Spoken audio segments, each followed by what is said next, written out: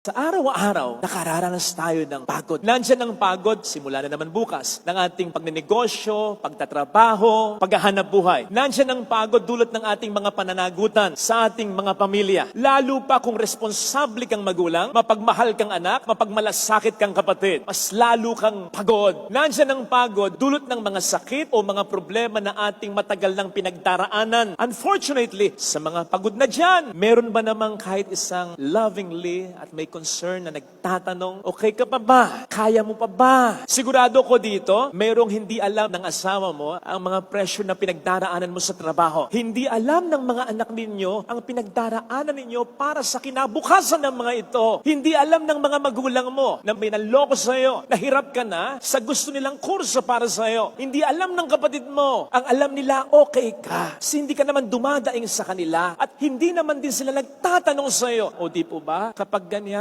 mas nakabibigat yan sa ating mga dinadala. Mas nakapapagod yan. Yung mayroon kang pinagdaraanan na walang nakakaalam. O kung meron man, wala naman silang pakialam. Para sa mga may matinding dinadala at pagod na, ang sabi ng ating Panginoon, lumapit kayo sa akin at bibigyan ko kayo ng kapahingahan. Siya ang pinaka-nakakaalam at siya ang may pinaka-pakialam. Hindi sa habang panahon makikipaglaban ka, mag-e-effort ka, maghihirap ka. Darating ang pagkakataon na aani ka ng magandang resulta.